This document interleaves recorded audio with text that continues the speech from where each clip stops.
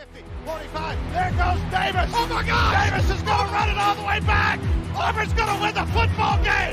Auburn's going to win the football game. He ran the missed field goal back. He ran it back 109 yards. They're not going to keep him off the field tonight. Holy cow. Oh, my God. Auburn wins. Auburn has won the Iron Bowl. Auburn has won the Iron Bowl in the most unbelievable fashion you will ever see.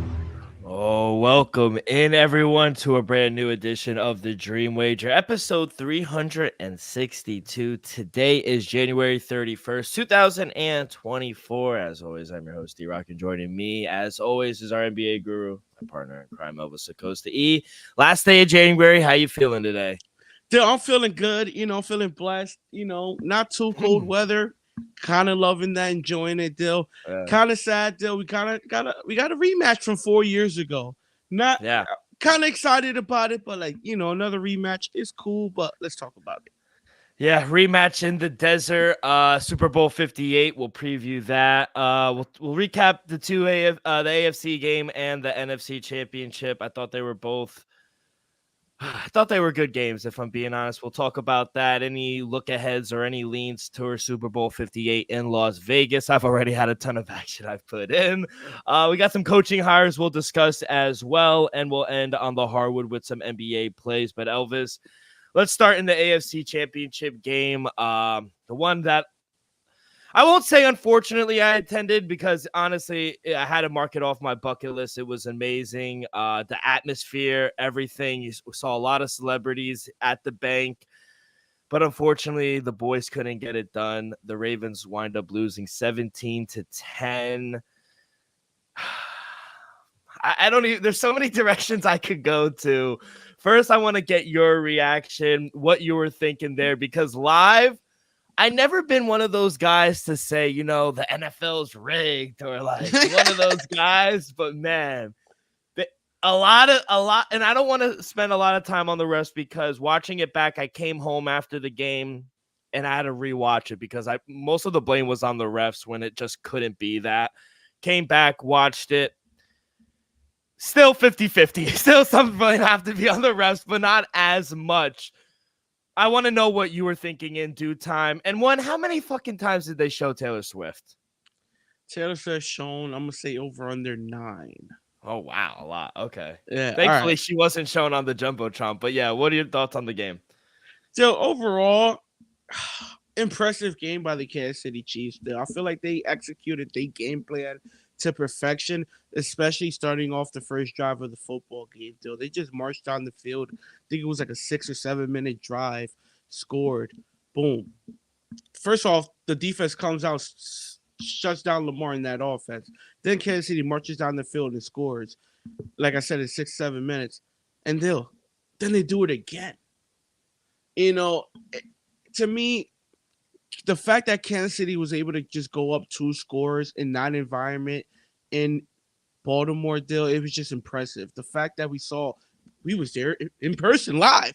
The fact that we saw, the CJ Stroud and Houston Texans go in there and struggle, especially on the offensive side of the ball. The fact that Patrick and Mahomes and that offense was able to just go in there and kick the teeth in of the Baltimore Ravens was just not impressive. It was also shocking to witness. You saw it in person. I saw it on TV, and I was just surprised at the fact that the Kansas City Chiefs was able to just go into Baltimore and just kick them right in the throat and take full control of the game in just the first few minutes. That was shocking, but it was also impressive. Got to give him credit for that, Dill. So I know a lot of people are saying, oh, Patrick Mahomes always held to 60 yards in the second half. That's all he needed to do, people. He won the game. Yeah. I don't even think I think they punted every possession the second half besides one. The walk-off first down to Valdez-Scantling. Till that point, Patrick Mahomes only had 35 passing yards in the second half. Still, he was just flawless. Him and Travis Kelce in the first half, people, by the way, he was flawless in the first half. He started the game 10 for 10. Travis Kelce in the first half was 9 for 9 with a touchdown. Ended the game 11 for 11. Baltimore, you can't let that happen. If I told you on Saturday's show, Patrick Mahomes is going to start the game 12 12 for 12, and Travis Kelce's going to be 9 for 9 at halftime. What you would have told me? I would have said the Chiefs blew out the Ravens. Come on now. The fact that the game, it didn't get out of hand, give Baltimore credit for that because it easily could have. The defense, I'm going to give credit to the defense. Defense came out, second half, made adjustments, shut it down. Didn't give up no more than 60, 75 yards total throughout the second half. I think 80 total throughout the second half. Couple first downs, no third down conversions. The Chiefs started the game. At one point, there were 6 for 7 in third downs in the first half. With the fourth down conversion on the third down, they didn't get. So, the Chiefs, especially in the first half, they executed the game plan to perfection. And then on the other side for the Baltimore and the Lamar Jackson, for Lamar, I'm not gonna bash him, but he just simply didn't show up, especially in the first half. Second half, he fought. He made a couple key passes, but then in the first half, at one point, Lamar was 5 for 13 for 53 yards or 63 yards. That's just unacceptable. At a home AFC championship game. Lamar, this ain't 2019. This ain't 2020. This is 2024, buddy. This is your, sixth year, fifth year in the league. You're hosting an AFC championship game, and you only got 66, 65, 63 yards to show for passing in the first half. That's just unacceptable, though. Give credit. I want to give credit to Zay Flowers. I understand he fumbled, though, and I know you're a little torn by it because you're a fan of the Baltimore Ravens, but he made an effort to win the game. Not to win, but he's putting out the effort. He wants to score the football. I understand, protect the ball. You're at the goal line. You got the first down anyway, but I'm not going to kill the man for trying to put on points on the board. So, Zay Flowers, you had a hell of a game. Another rookie who I think is going to have a stellar career, but point blank, make a long story short, the Baltimore Ravens just simply wasn't ready to play championship football, and the Kansas City Chiefs just went in there and played championship football.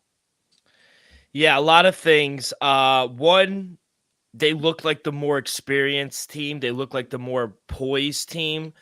They went into the bank and out-bullied the bullies. They were the more physical team, especially in that first quarter. The first drive was all scripted plays, and the Ravens couldn't do anything about it. Then they hit Zay Flowers. I'm not mad at him reaching out. Yes, it's I guess it's a rule that you don't reach out on the goal line because that could happen. But the guy was making a play. Can't fault him for it. He was the only one actually doing anything offensively, I thought. Then the second drive was, I sat back in my seat and I said, holy shit, Patrick Mahomes is out of this fucking world. That second drive when they drove 90 yards and took off 8 minutes, they converted on every third down, that spin around where he just lobbed it to Kelsey and he just got it. I'm sitting here looking at Dan there's nothing that the Ravens could do for that. And all of the By the way, real quick, I know you was at the game, but Tony Romo said it. That was his third longest drive of his career. Yeah. Ever. That was 92 yards. Third longest of his career, playoff or regular season. He did that in Baltimore against that defense. That drive was magical. I sat back and was talking to Dan, friend of the show, and I said, that's a masterpiece. Love him or hate him, that's greatness. What we just watched, that drive, that execution, that poise. Whether you like the Ravens or not, you have to sit back and appreciate greatness when you're in the same building. And I had to sit back and give the man flowers. And I'm not the biggest Patrick Mahomes fan, but the guy's fucking legendary. We give him his flowers this whole season. We've said it even earlier in the season when they were a little stagnant, not really blowing the brakes off teams. But we were like, hey, they have the best quarterback in the league. Whether, and a lot of, remember in the middle of the season, a lot of their receivers were dropping balls. You had Kadarius Toney, you had MVS dropping balls. Meanwhile, he catches that falling back on the last play of the game. That won't go there. That's crazy. But a lot of the things, a young quarterback like Mahomes would go out and take the blame for himself. He said, that's on me. He not once this whole season put the blame on his receivers, which he could have easily done.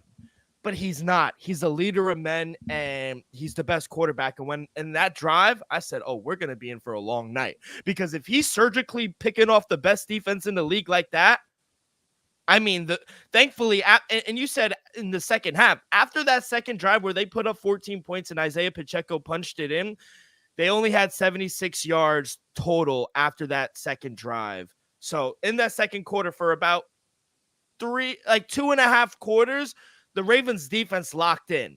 You can't put any real blame on them. They kept them in the whole game. They were actually able to sack Patrick Mahomes for the first time in this postseason, which is a crazy stat. He hasn't been sacked yet up until last week. I mean, they were more, like I said, they were the more experienced team. They were the more physical team. First quarter, Patrick Mahomes, 10 for 10, 86 yards. The second drive, completed three first downs. And you mentioned the defense. I mean, the MVP, say what you want about Travis Kelce and Patrick Mahomes, the MVP of that game was Steve Spagnuolo. I mean, I just got to give it up for him. His game plan was amazing. You know, the way they spotted and the way they really dared Lamar to throw. And what the fuck was Todd Monken doing? I mean, you got away from your game plan immediately. I'm still fucking confused 3-4 days later why the Ravens got away from the run. That's what got you to the AFC Championship. Why get away from the run, Elvis? I'm sitting in the stands pondering why they're not running the ball. Immediately after the first drive where Patrick Mahomes went down there and scored, Todd Monken said, we're not going to run the ball anymore. They panicked and said, you know what? And I think that has to go a little of the blame has to go on John Harbaugh. We need some answers. Why didn't you put the foot down and say, well, at least we're going to establish the run? Because you know what this run establishes, and I'm not telling you, I'm just facetiously talking, excuse me. It sets up the play action. It sets up naked. It sets up deep balls down the field. But they didn't do that. They became one-dimensional. They said, you know what? We're not going to run the ball anymore. How many rush attempts did Gus Edwards have? 3? 3. 16 total as a team. And half of them were Lamar scrambling around. 8.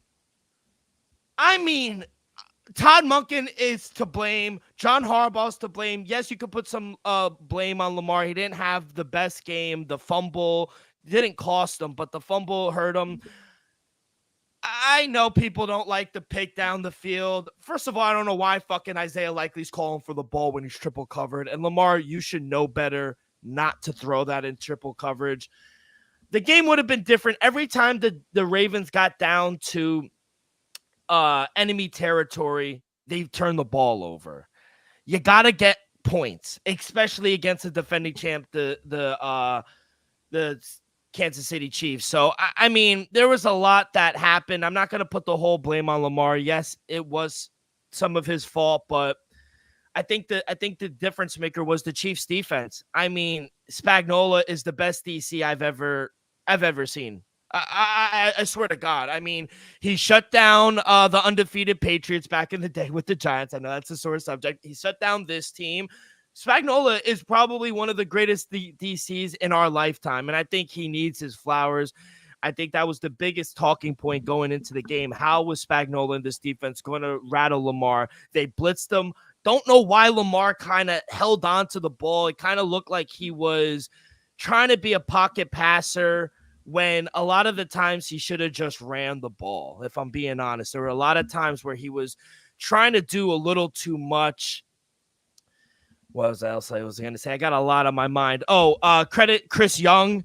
You know, after he was named first team All-Pro, and then after advancing, you know, he had that Chris Jones. Yes, Chris Jones. He gets that $1 million incentive, and now he has a chance to play for his third Lombardi. Credit to him. Credit to Chiefs. The Ravens, they were outcoached. Simple. They were outcoached, and you know, like you said, in the second half, the offense really didn't need to do anything, and we've seen that throughout the whole season with the Chiefs. They kind of, once they get the lead, the defense locks in, and they kind of stay stagnant because they really don't need to do too much. Unless they can fall behind, then Patrick Mahomes kind of turns it up, and they go in for that game-winning drive. But nothing really was. I feel like the Chiefs fooled us all season. I really feel like the whole season we were like, you even had them bottom 10, 8, 9 in your power ranking. And we're sitting here, can the Chiefs turn it up? Can they do it? And what happened in the playoffs? They've played 3 perfect games. And all that, can Patrick Mahomes play on the road? That's out the window. He's gone to the bank. He's gone to Orchard Park. And then he had that one game at home against the Dolphins. He's proven everything. He's proven everything. So it's just amazing. Shout out Travis Kelce as well. He's passed Jerry Rice, arguably one of the greatest receivers of all time for most postseason catches in NFL history. I'll say this. Can we start to compare Mahomes to Brady? Because I think Tom Brady said it best.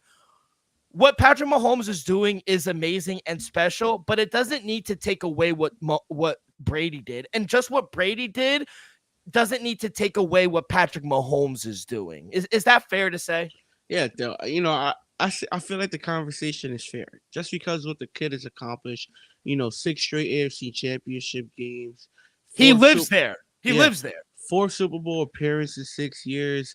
A shot at his 3rd title. Like, he's doing things that we never thought we'll see happen again. And to be honest, I'm just shocked that it's happening this soon, right after the GOAT retires, and we're already questioning. I'm not saying we, are yet, but all I'm saying is, I can't really debate it, Dale. If somebody wants to say Patrick Mahomes to go after in 2 weeks from now, he is a 3-time Super Bowl champion with 3 MVPs, 2 regular season MVPs. All the numbers are projected to, eclipse Brady at some time. Dude, I can't. And you can't argue it. And let's just be honest, at the end of the day, I am a Patriots fan, but I ain't blind. I ain't delusional. Patrick Mahomes is the more talented, skilled player. He is the better athlete. I'm not delusional, people. But like you said, let's not take away what Tom Brady's doing. But what is Patrick doing? Patrick is doing is flat out special. So I want to read something. Credit to the 33rd team. They put out this graphic through the first 6 years of both Patrick Mahomes and Tom Brady. Regular season for Mahomes, 72-22. For Tom Brady, 70-24. Basically identical. Playoff record, 14-3 for, this is including the win this weekend. 14-3 for Patrick Mahomes, 12-2 for Tom Brady. AFC titles, 4 for Patrick Mahomes, 3 for Brady. Super Bowls, Brady has 3. He has 2, which it might be up. They might be tied. Touchdowns to interceptions, touchdowns 258-69 for Mahomes, 167-87 for Tom Brady. QBR, 103.7 for Patrick Mahomes, 88.4 for Tom Brady. I can't argue. I think Tom Brady is the GOAT. You got the pop in front of you. It's the best quarterback I've ever seen. And I think he's more of a team / quarterback, system quarterback. But you're right. I mean, what I saw on Sunday and what I've seen throughout my life watching Patrick Mahomes, he's clearly the more talented quarterback. But man, I can't argue with someone who already thinks that the conversation needs to happen, because if he goes out there in 2 weeks and wins another one, watch out, Mm-hmm. So that's all I really got on the AFC. On the AFC, my also thing, and we'll talk about the NFC in just a minute. At least the Lions went out on their shield. They were consistent through the whole season. The Ravens, go out on your fucking shield. They played the worst game of the season in the most important time. That is what I'm frustrated about. Offensively. Yes, 80% offensively. Because I can say the defense didn't look – they came out a little sloppy, if I'm being honest. But they kind of picked it up. But at the end of the day, Andy Reid and Patrick Mahomes had those 2 drives scripted, though. You know it. I know it. The fact that the Baltimore Ravens were able to hold that team to 17 points, none of us expected that. The Chiefs are the first team to advance the Super Bowl in a conference championship game, scoring 17 points since like the 80s. Yeah, and thank God Todd Monken didn't get a fucking head coaching job because that performance was piss poor. And say what you want about the regular season, but be consistent. Go out on your fucking shield. Say what you want about the Lions and Dan Campbell. We'll talk about that in a sec. But at least they were consistent throughout the season and they went out on their shield. I'd be happy enough to. I'd be less upset about the game if they were at least consistent and ran the ball and did what they did, how they got there. They completely threw their game plan out the window. It was like they didn't even discuss anything. I'm like lost of words because I don't understand how you don't run the ball. The Chiefs were not a good team stopping the run, and they have a good secondary.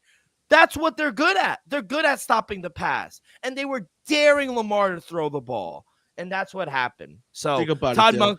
between your two, rushers, Gus Edwards and Justice Hills, you have 6 attempts. You have 6 handoffs, 8 total to, you had 2 to Zay Flowers. You gave your running back group 6 handoffs. My boy Dalvin Cook didn't even touch the ball. That was a waste too. Like the whole game plan was a waste. Bringing back Mark Andrews, that was a waste as well. He didn't do anything. He was on a pitch count. I barely saw him in the game. I just don't understand. I really don't. And they're going to look back and be like, this was the year. This was the most complete team Lamar has ever had. And you just wasted his best chance to get to the Super Bowl. And John Harbaugh as well. He needs to answer some questions. 2-5 in his last 7 playoff games. I mean, besides 2012 when they won the Super Bowl, John Harbaugh has not produced in the playoffs. So he has a lot of answering to do as well. So yeah, very disappointed about the Ravens, if I'm being honest. But overall, the experience, the atmosphere, T-Pain was legendary. I'm also mad they didn't have the bomb jetters go fly by because of the weather. They canceled that. So a little upset about that. Didn't get to see that. But T-Pain, I'm telling you, he had everyone in the stands going crazy. But that was the highlight of the game, T-Pain. Let's go to the NFC. I thought it was a great start by the Lions, literally punching the 49ers in the mouth, literally every play they got. And, they jumped out to that big lead. They it's like George Kittle said, you had us in the first half. But they turned things around. San Francisco gets the win 34-31. Christian McCaffrey, big game, 2 touchdowns, 20 carries, 90 yards. They ran the ball well, I thought, the Lions. I thought Jared Goff played well. Laporta had a good game. Jamison Williams had that nice touchdown. But, it's all going to come down to the decision-making of Dan Campbell. My comment, I thought he was consistent. I don't mind him going for 4th down. I think a lot of people didn't like how towards the end of the first half you kicked that field goal, but you don't kick 3 later in the second half. What are your thoughts on that? Because I honestly, personally, I liked him going for 2. One, that was a dime by Jared Goff. Reynolds dropped the ball. So Reynolds dropped the ball. And the second one, I get it. You don't go for it. And first of all, they don't really have a kicker. The kicker that they have got benched early in the season. So they don't trust him, which is evident. And 2, I understand, 49ers after that miss conversion, they go out and they score the 7, which kind of puts them up 10, which kind of puts the game away late in the second half. So thoughts on the game and thoughts on, Dan Campbell literally hanging his balls on the table. Just to start, it was a great first half, game plan by Ben Johnson, Jared Goff and company. That handoff to Jameis Williams that went to the house. I think it was like 45 yard run. Yeah, that was a great play. Jared Goff came out on fire, just converting third downs after third downs against that defense was amazing. Sam Laporta had a huge game, damn near 100 yards. Amon St. Brown got a little quiet in the second half, but first half he had a tremendous first half. And still, like you said, if Josh Reynolds just catches that 4th down conversion, we might be having a different story conversation right now, Dill. But let's just be honest. To me, the game flipped on its head.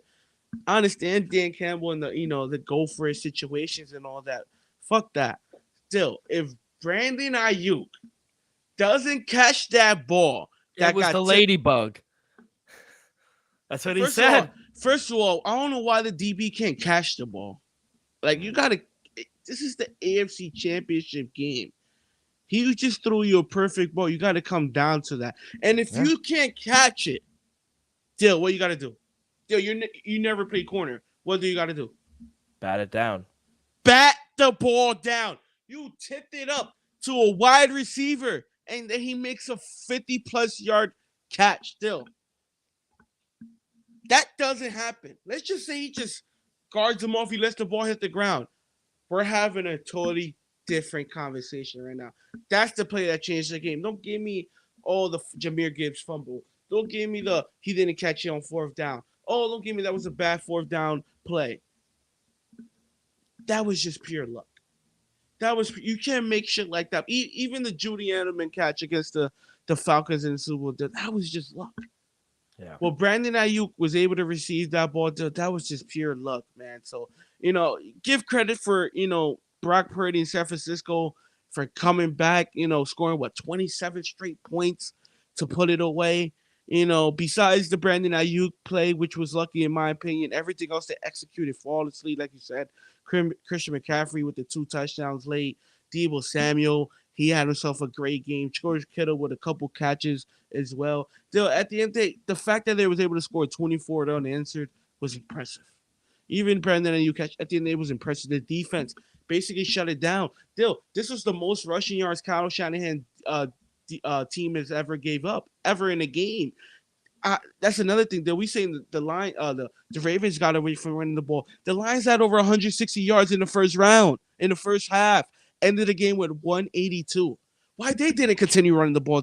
If they just drop back and hand the ball off the whole second half, they win this game. They were averaging 6 yards a clip, almost 7 yards a clip in the first half. So it don't make sense to me. You're having a big lead and you just stop running the ball. And that's what got you there. You ran the ball and you converted third down conversions, passing the ball with Jared Goff.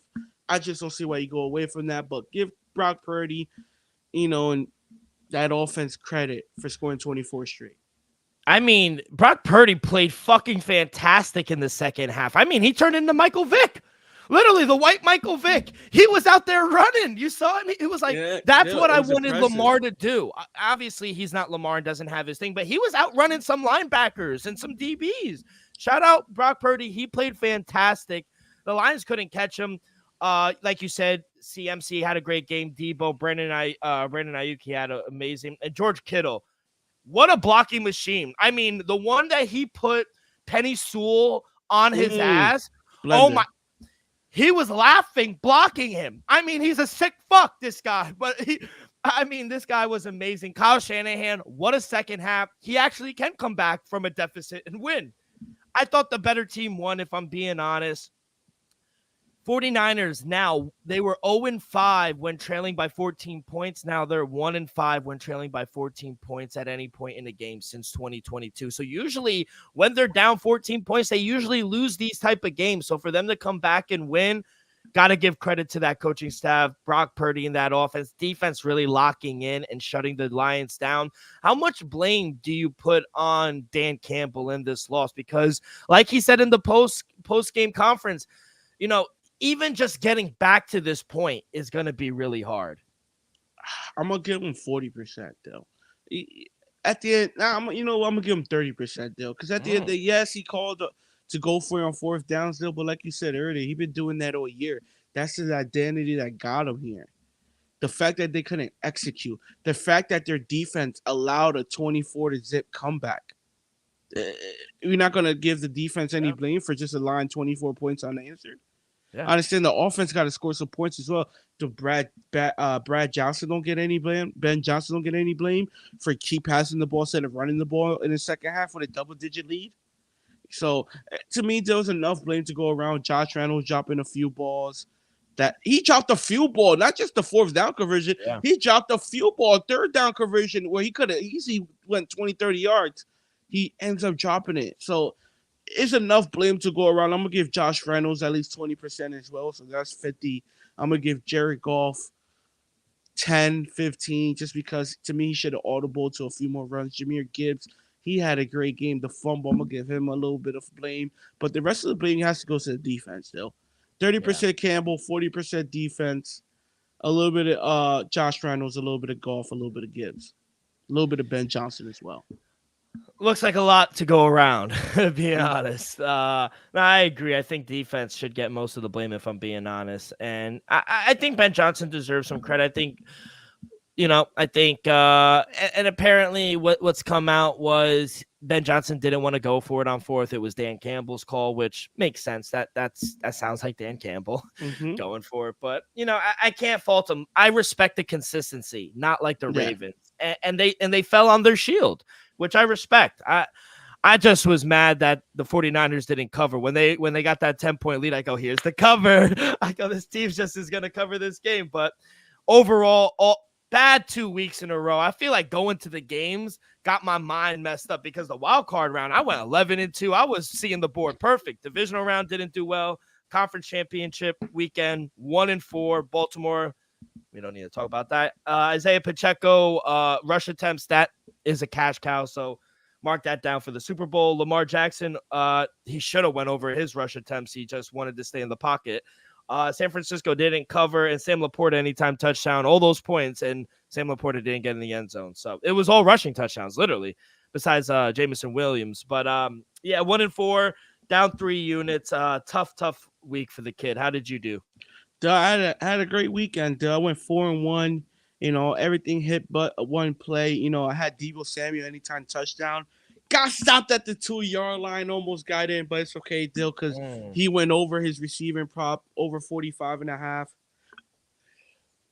Excuse me, by the way. Over 45.5, minus 120. He had 89. Give me the over 51.5 in the Detroit San Francisco game. They went over 65. Yeah. Never a doubt, Dill. I told you this from the get-go. Kansas City +4, +4.5.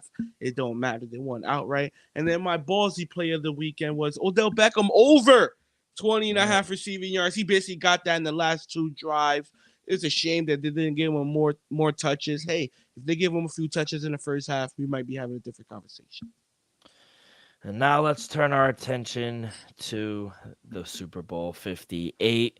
Going down Sunday, February 11th, 6:30, a little earlier. It's a rematch in the desert. Right now, looking at the lines, early lines, they opened up favorite. They're down to -2 at some books. I don't see -2.5. So money has come in. It's fluctuated throughout the few days. I've seen Chiefs all the way down to +1.5. It's fluctuating. Now it's back to -2 to the 49ers, -125 on the money line. Chiefs +2, +105. The total's at 47. It's gone up. I think it started around 46.5. So it's gone up. Money's come in on the over. I mean, they keep giving us Patrick Mahomes as a dog. I mean, I just don't get it. I really don't get it, if I'm being honest. I already took the Chiefs on the money line, +127, literally 2 hours after the NFC Championship when Lions opened.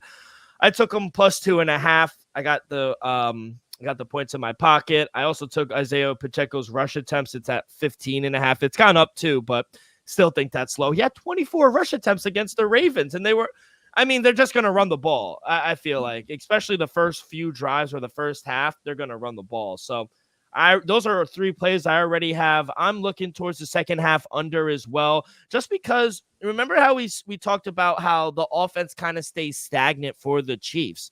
The Chiefs, if they're in a comfortable lead, what are they going to do in the second half?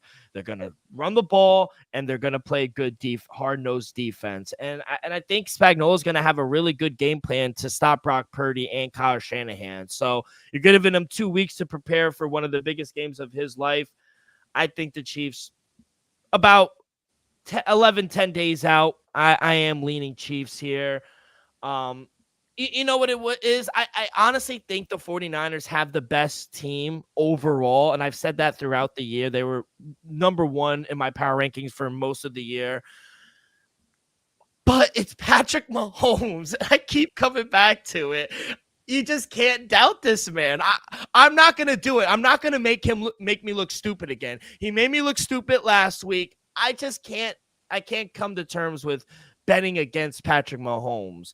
Who has the better team? I think offensively and defensively, I think the 49ers.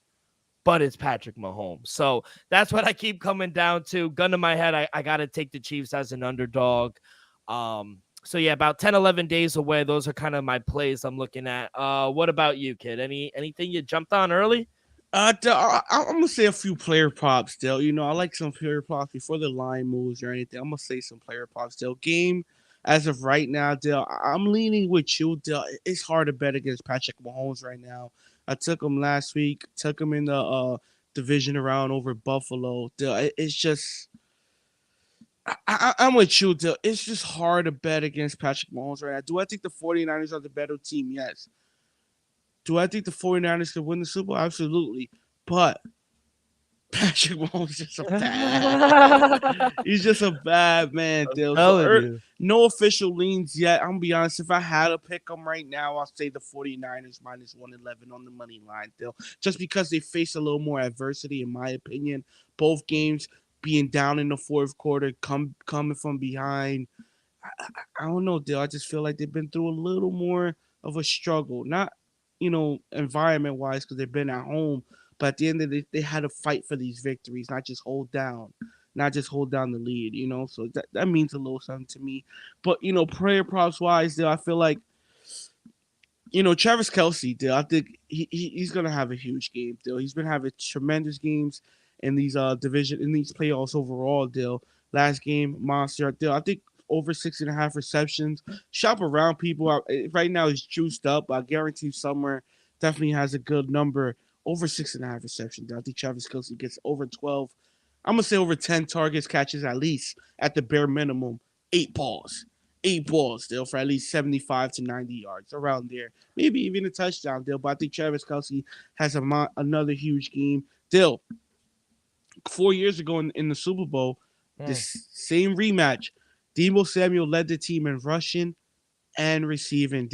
I expect Deebo Samuel to have another huge game. He's going to be fresh. Yeah. He's going to be healthy. Give me Deebo Samuel over 57.5 receiving yards. Probably take his over rushing as well as I think 18.5, something like that. If anything, take both over people. I think Deebo Samuel is going to be a huge X factor in this game. And my last player prop will be, as of now, as of Wednesday, January 31st, people.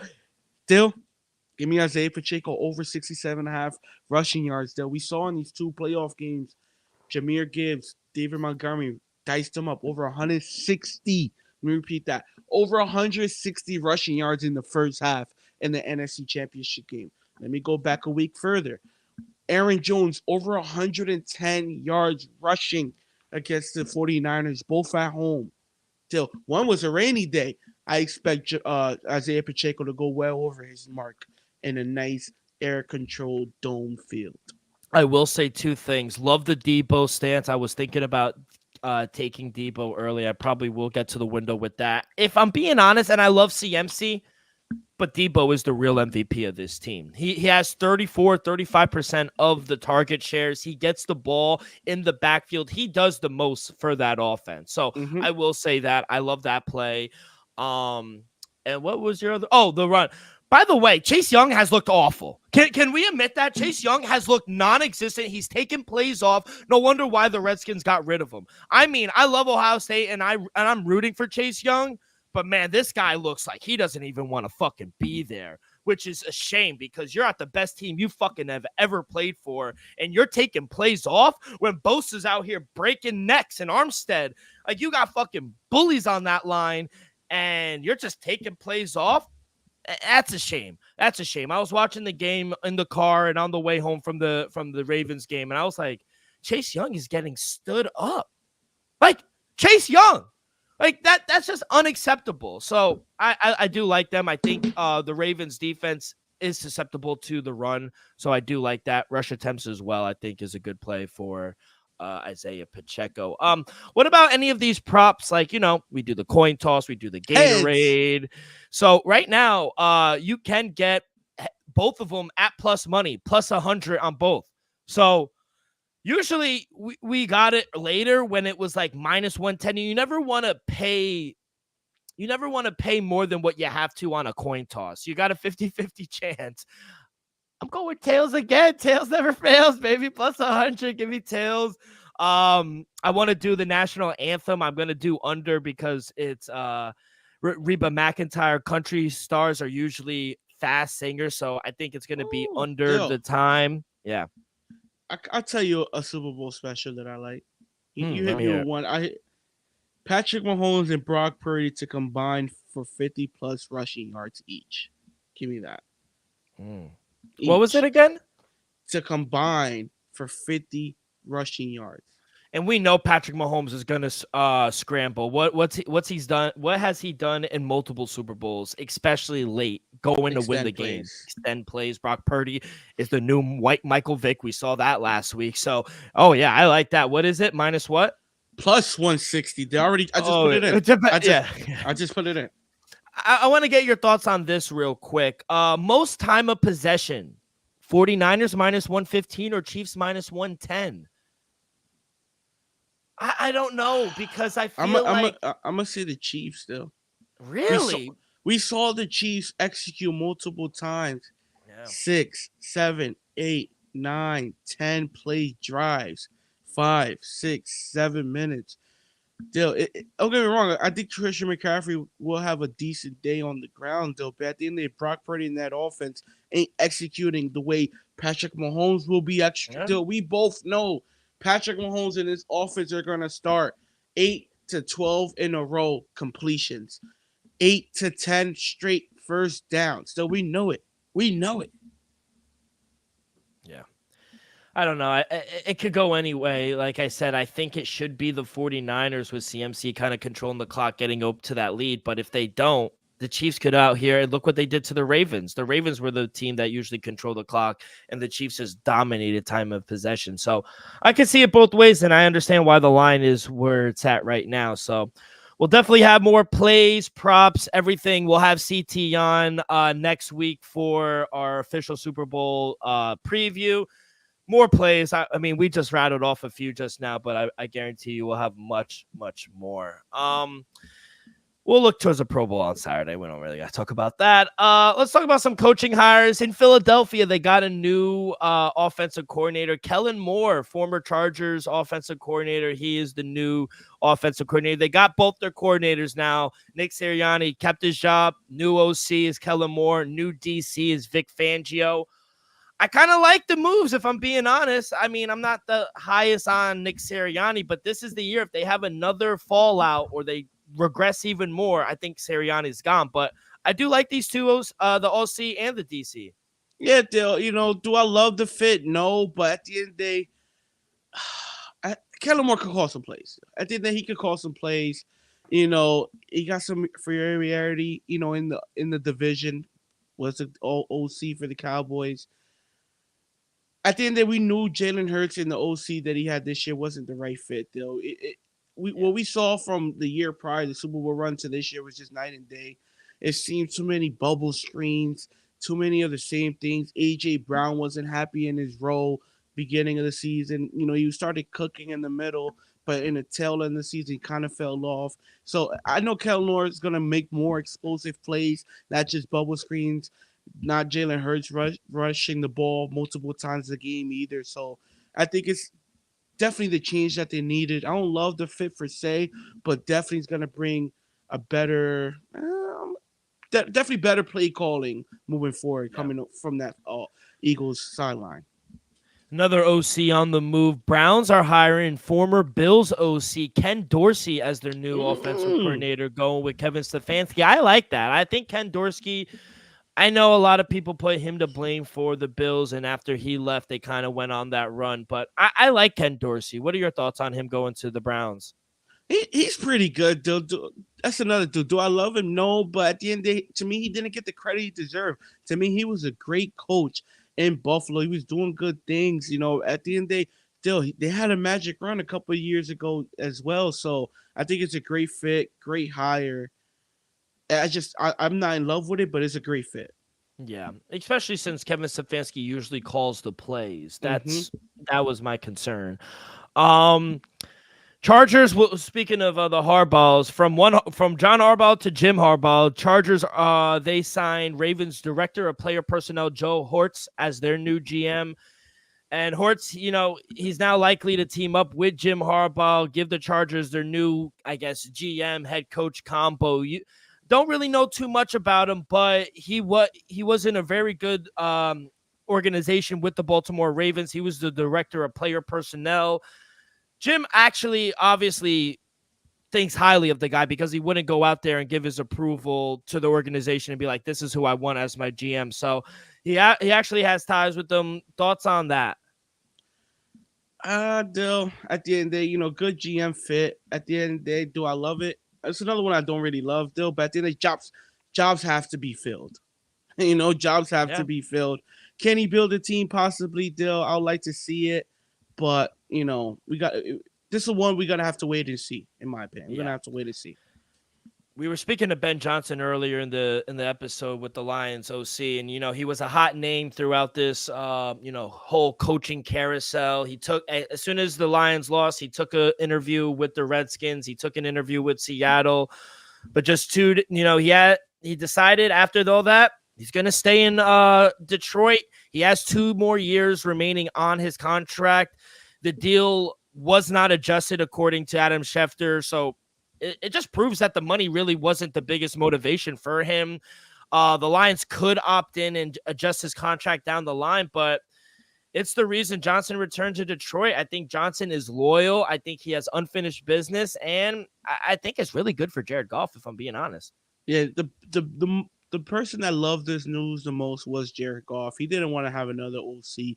We saw the process/growth from Jared Goff in these 2 seasons. Hey, Dill, he went back to the NFC Championship game. Nobody expected that, Dill. To me, he had a great season. To be honest, I'm kind of surprised that Ben Johnson didn't get a job, somewhere else. But at the end, a lot of these positions were filled. I tell you what, though, he would not he would not reach his 2 years left on his contract. I guarantee Yeah. next season he will definitely have a head coaching job. I'm not gonna say wherever he wants, but he'll be a very favorable coaching hire next season. So give credit to him for staying and not just walking out. He definitely has some unfinished business. Though this team was, I'm not gonna say one step away, but damn near one step away from going to the Super Bowl. Yeah, they were really close. Unfinished business in Detroit, so I do like the move. And a lot of people, I had a lot of Redskin fans down in the DMV, and this was their guy. This is who they wanted, Ben Johnson. They're probably going to go and draft the quarterback, develop him, get the organization going in the right way. But you can't fault the guy for wanting to stay, and I appreciate that for Ben Johnson. Usually, you don't get that. Speaking of guys who are on the move, Seattle Seahawks, they got their head coach. Actually, today they hired him. They're giving Ravens DC Mike McDonald a 6-year deal Wow. as their new head coach. At 36 years old, Mike McDonald now becomes the NFL's youngest head coach. Ravens defense under Mike McDonald allowed the fewest points per game, 16.5 points per game, while also recording the most sacks, 60 sacks, and the most takeaways, 31 this past season. So he's getting a lot of young talent on that defense as well. You got the rookie Devin Witherspoon. He's going to be a second year now. He's 23 years old. Tariq Wooden, he's 24. Boya Mofi, he's 25. Jordan Brooks, he's 26. Derek Hall's 22. Jermont Jones on the D line, he's 27. They got a lot of young guys to work with. I think the defense is definitely going to be better next year. It's offensively I worry about. Thoughts on the new hire? I think, first of all, I think he definitely deserves it, especially the season he had with the Ravens. I just worry about offensively how they're going to do, but I do like the fit. Dill, I agree with that, Dill. Definitely a great hire. This one definitely fits right on the button, Dill. Me personally, I'd rather see Mike Vrabel up in Seattle coaching that defense than McDonald. But hey, McDonald definitely well-deserved job. Like you said, Dill had a tremendous season with the Baltimore Ravens. So I'm just glad they got a defensive-minded coach there. That's exactly what they needed. That's what they represent. But me personally, I think Mike Vrabel would have been a little better of a fit. But hey, Mike McDonald's is a great fit. I think it's a great hire, and I think he'll have success there. I'm glad that they gave him a window deal, not just like a 2 3 year deal. They gave him a 6 year deal to possibly build something, bring his own guys, and draft who he want to draft, and let him build for at least a couple of years. So I like that. Like I said, me personally, great hire. I just wish Mike Vrabel would have got the position. But at the end of the day, I'm not gonna. Mike McDonald, he's still gonna be a good head coach. Still one of the best, and still he's officially the youngest head coach in the NFL. Jerome Mayo was beating McVay by like a month or two. Now there's no doubts. McDonald is the youngest coach in the NFL, and I'm gonna be honest, it's a job well deserved. It's gonna be a great fit. It's gonna be a great fit. Dan, friend of the show, Dan, he's heartbroken. He says, "Boys, I'm down bad." Mike McGowan, heartbroken. Yeah, it's tough. I think out of the coordinators who were, because, Tom Monken was on some calls to get some jobs, but after that performance in the AFC Championship, it wondered why he didn't get the job. But Mike McDaniel, I know it might not be your number one choice, but I think he definitely deserves it, after what he did in Baltimore with that defense. And now the Ravens need a new DC, and apparently, all the reports coming out of Baltimore, defensive back coach Denard Wilson, he's one of the most in-demand candidates out there. He instantly becomes the option, to replace Mike McDaniel in that offense. So probably the D-backs coach will take over the DC job in Baltimore. So now only one team left remaining for a head coach. Chargers hired Jim Harbaugh, Raiders Antonio Pierce, Patriots Gerard Mayo, Titans Brian Callahan, Panthers Dan Canales, Falcons Raheem Morris, Seahawks Mike McDonald. Only the Washington Redskins left. I don't think Mike Vrabel or Bill Belichick are going to – I think they're going to sit out. I think they're going to maybe do TV or analyst for a year, and maybe they come back. But I really don't believe Bill Belichick or Mike Vrabel will be a coach this year. I'm gonna have to agree with that as well. I think it's disappointing how Bill Belichick, I'm not gonna say was treated, but how the situation was handled. Though the fact that we heard he had multiple interviews with Atlanta, had an interview with the Chargers, had an interview here, and the fact that he just gets left to dry like this to me is kind of embarrassing. The fact that Bill Belichick is getting treated like this. For me, everything should have been done behind closed doors. And just say, oh, he's taking a year off, not just having a whole coaching cycle and him not him getting a job, and now it's gonna be, people talking about in the media. Even us, we're having the conversation right now. Is do Bill Belichick still has what he gets? Is he overrated? Was Tom Brady the one to be most credit? Nah, man. All I'm saying is, he definitely wanted a Pacific job. Didn't want to get it. I think in Atlanta, they were close to hiring, but they wasn't ready to give up full control. I think Bill Belichick wants full control of the team. That's just my opinion. But if he doesn't get it this year, then I definitely think he'll get it done next year. And I know he could turn around a franchise. He's still one of the greatest defensive minds that we have available to today. So I agree, and I think the way the league is going is more towards the younger route. Look what Seattle just did with Mike McDaniel. I agree. I think forget the financials, because if you want to hire Bill Belichick, you'll figure out the financials. I think it was the control, and I think you hit that nail on the head. I think a guy like Jim Harbaugh, the Chargers were ready to give up full control because Jim Harbaugh is going to be, yes, they hired a GM, but everything's going to go through Jim Harbaugh, just like how everything's going to go through Bill Belichick. And I think he's deserved that. I don't think Arthur Blank, the owner of the Atlanta Falcons, his son, I don't think they're ready, and they're trying to save their job, which I get. If Bill Belichick comes in, what are they going to do? They're really not going to do anything. You know what I mean? So I understand why it is, but I think as a football fan, I think football is better when Bill Belichick is coaching in the NFL. That's just my 2 cents. I think he will become a coach soon. Watch for a team like the Giants. And apparently, if Brian Daboll has a bad year, I've heard reports where Bill Belichick has said, you know what, don't take that job. Don't go into that building like if they're hiring new coordinators. Because if shit hits the fan with Daniel Jones and Saquon and Brian Daboll has another bad year, I would be very shocked if Brian Dable isn't on the hot seat and isn't fired. And here comes Bill Belichick. And look at New Bill. York. He coached during the '80s. Coach Lawrence Taylor Yeah. coached the Super Bowl for the Giants under, was it Bill Parcells? Bill Parcells, yeah, legend.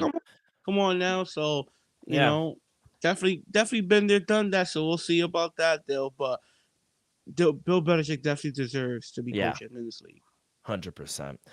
But that's all the news I got. Before we get into our plays, a quick word from our sponsor. We are brought to you each and every episode by Viva Tequila Seltzer, the most refreshing hard seltzer on the market, hands down. It's no wonder why Viva was voted #1 hard seltzer in the world by San Francisco World Spirit Competition. With only 88 calories, 0 carbs, 0 sugar, and a light 4.5 ABV, Viva is the perfect drink for your post-game celebrations, as it was created with that active lifestyle in mind. We favor tequila seltzer because flavor is the spice of life, and we like our drinks with just a kick, just like how we like our lives. Whether it's Huckleberry playing a round of golf with the boys or an elderberry this Saturday watching UFC, it doesn't matter. Our favorites pair perfectly with that artisanal Blanco tequila for that subtle and refreshing drink. Our belief here at the Dream Wager and at Viva is to live long, live well, and live it up. All right, kid, let's get to the hardwood. We got a big slate today on a Wednesday. 10 games on the slate. You've been hitting some parlays, I hear, huh? You're a parlay guy now. Yeah, you know, with the NFL season winding down, your boy always comes back to the NBA season swinging. I had to hit him with a few parlays. You've been doing that, Ben Simmons returned the other night. I put one over, hit his everything over, and he went over by everything by a mile. So I hit a parlay on that, hit another one the other day. So, things are looking good on the account and whatnot, Dill, but let's get into some plays. No parlays today. No parlays. No, I was just going to ask my next question. Ain't parlays, but lead us off, kid. What do you got? All right, Dill, let's start it off, Dill. First play of the game will be Sacramento Kings taking on the Miami Heat. Dill, Miami Heat been struggling as of late. I think they're losers of the 7 or 8 of their last 10. I don't know what's going on in Miami. Miami Heat. They've lost 7 in a row. Yeah. It's right after they traded for Terry Rozier. I love it. Give me the Kings on the money line plus 100. I called it earlier plus 100. As of right now, it's plus 114, people. So definitely shop around. I'm telling you right now, Miami Heat struggling. Sacramento's one of the best young teams in the NBA. I think they take care of business. Second game, Still, marquee matchup of the night, in my opinion. Denver Nuggets taking on the Oklahoma City Thunder. Ooh, Thunder's laying a big number now. Let's see the lineups. Yep, Joker is not playing. He's an op. Yep, Joker's he's an op. But scratch that. Yeah, I took OKC on the money line minus 102 earlier. Shit, I'll lay the minus 6.5 now. Jokic is not playing on the road. I expect OKC to take care of business at home. Give me OKC. Lay the 6.5, people. I took the money line earlier, minus 102. Dill, another good matchup, Dill. New Orleans Pelicans taking on the Houston Rockets. New Orleans Pelicans laying 2 on the road, Dill. As of right now, they are minus 116 on the money line. Whatever you want to do, but I'm gonna take the Pelicans, Dill. I'll lay the 2 earlier in the day. I'll take the minus 116 on the money line right now. Next game up, the Orlando Magic taking on the San Antonio Spurs in San Antonio. Give me the Orlando Magic minus 5, minus 5.5, whatever you could get it at, people. Orlando Magic simply the much flat out better team. San Antonio, they be struggling. I understand they got Wemby and whatnot, but they're just simply not a good team, Dill. And then this play might bite me in the blood, Dill, but I have a feeling. Give me the Brooklyn Nets plus 3.5 against the Phoenix Suns. This is a statement game. My boy Cam Johnson, my man Malik Bridges, at the end of the day, got traded to this team for Kevin Durant and the Phoenix Suns. I think they got a little revenge in them. I think Cam Johnson goes out there and drops some buckets. I know Malik Bridges is going to D up Devin Booker like he did for the first couple of years in Phoenix. Drop some buckets. Cam Thomas showing KD, I've been that killer. I've been that scorer. Give me Cam Thomas over 21.5. I minus 120. The number's too low. It's kind of disrespectful. And then I'm telling you right now, people, my boy Ben Simmons is playing in the game. Take KD under. He gonna lock him up. 30 years. Send him to Rikers. Is that how did he do his first game back? How did he do? How did he do? He only did 11, 10, and 8. Only One of the best returns of all time. Definitely now, the best return in 2024. I can't take you serious. Now my question is, because you guys, you're sitting right outside the play-in tournament at the 11th Right seed. outside. Wait, let Ben Simmons play 10 more games. Now my question is, what would the season look like if Ben Simmons played every game now? Top 6 seed for sure. Maybe 5. You know, at the end of the day, we can use 11, 10, and 8.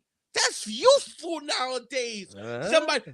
We had a 4-point lead. Ben Simmons get in the game. Poof, took off to 20. My man had 5 assists in 4 minutes. When the last time you heard that? Oscar Robertson in 1972. Come on now. People out there, I'm joking a little bit. I'm a Nets fan. I get excited. Excuse me. But at the end of the day, my boy Ben Simmons looking good out there, looking like a light-skinned Magic Johnson. I get excited, people. It makes me feel like we didn't get got from the 76ers. You understand what I'm saying, Dylan? Yeah. It just gives me hope. Because if All-Star Ben returns back, you better watch out. Not just you, the whole East, goddammit. I'm sorry. I just hope he stays healthy enough to actually play the whole rest of the season. At the end of the day, we know Ben Simmons. All seriousness, people. Ben Simmons is a talented player. It's just, as of late, ever since the Game 7 against the Atlanta Hawks, we know what happened. The team, Doc Rivers, fucked with him mentally. Let's just say mentally. And then ever since then, it's been a nagging back injury. All I'm saying is, people, one thing we cannot deny. One thing is Kendall's fault. One thing we can deny is this man, when healthy, is one of the best defensive players in the league. Two-way. Mm-hmm. He is. Yeah. When healthy, he was an all-star, multiple-time all-star. You gotta give him his credit, people.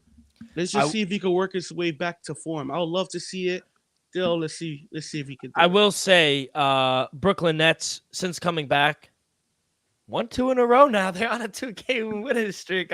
That's all I'm saying. But the hottest team in the league is the Knicks. I mean, we went from the 7th seed all the way to the 3 seed right now. Philly's dropped to the 5th seed, and we're just a game out of the 2nd seed in Milwaukee. We've won 8 in a row. We're 9-1 in our last 10. OG changed the game. Jalen Brunson is a top 5 point guard in the league. I'm not trying to hear anything.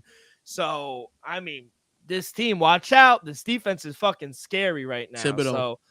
Thibodeau, man. So, a couple props for me. I'm going to start in that Clipper Washington game. Remember, I faded him last week or maybe 2 weeks ago. Jordan Poole under 16.5 points.